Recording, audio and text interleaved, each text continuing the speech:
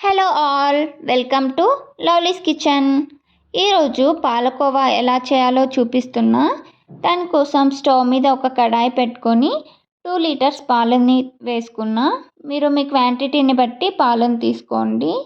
ఇప్పుడు పాలు బాగా వేడిగా అయ్యే వరకు హై ఫ్లేమ్లో పెట్టుకొని, పాలు బాగా వేడిగా అయ్యాక లో ఫ్లేమ్ లేదా మీడియం ఫ్లేమ్లో పెట్టుకొని అంతా కూడా ఇలా బాగా కలుపుకుంటూ ఉండాలి. లేదంటే కింద మాడిపోతుంది మనకి. సో అంతా కూడా గట్టిగా అయిపోయే వరకు ఇలా కలుపుకుంటూ ఉండాలి. చూడండి, కన్సిస్టెన్సీ వచ్చాక ఇప్పుడు ఫుల్ లో ఫ్లేమ్లో పెట్టుకొని ఇంకా గట్టి పడే వరకు అలానే కలుపుకుంటూ ఉండాలి. దీనికోసం పాలని కొంచెం ఎక్కువగానే తీసుకోవాలి.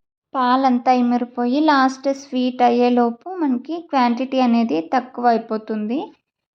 షుగర్ కూడా మనం ఫస్ట్ యాడ్ చేసుకోకూడదు. అలా యాడ్ చేసుకుంటే తినేటప్పుడు పళ్ళకంతా అంటుకుంటూ ఉంటుంది. సో ఇలా అంతా కూడా గట్టి పడ్డాక మనం ఈ కన్సిస్టెన్సీ ఉన్నప్పుడు షుగర్ని యాడ్ చేసుకోవాలి. నేను 1 కప్ షుగర్ని యాడ్ చేసుకున్నా. మీరు స్వీట్నెస్ బట్టి యాడ్ చేసుకోండి షుగర్ అనేది. ఇప్పుడు దీనంతా కూడా బాగా మిక్స్ చేసుకోవాలి.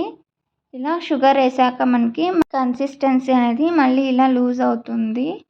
సో అలానే గట్టి పడే వరకు మళ్ళీ కలుపుకుంటూ ఉండాలి. ఇప్పుడు దీంట్లోకి ఒక 2 టేబుల్ స్పూన్ నెయ్యి కూడా వేసుకొని అంతా కూడా బాగా కలుపుకోండి. ఫుల్ అంతా మనకి గట్టిగా అయిపోవాలి. చూడండి, ఇక్కడ చూపిస్తున్న కన్సిస్టెన్సీ వస్తే చాలు.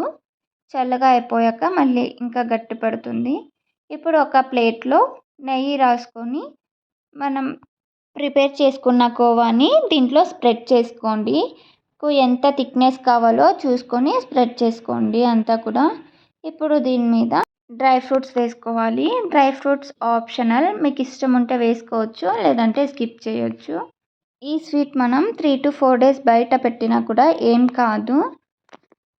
మీరు కూడా ఒకసారి ఈ స్వీట్ని మీ ఇంట్లో చేసి పెట్టండి.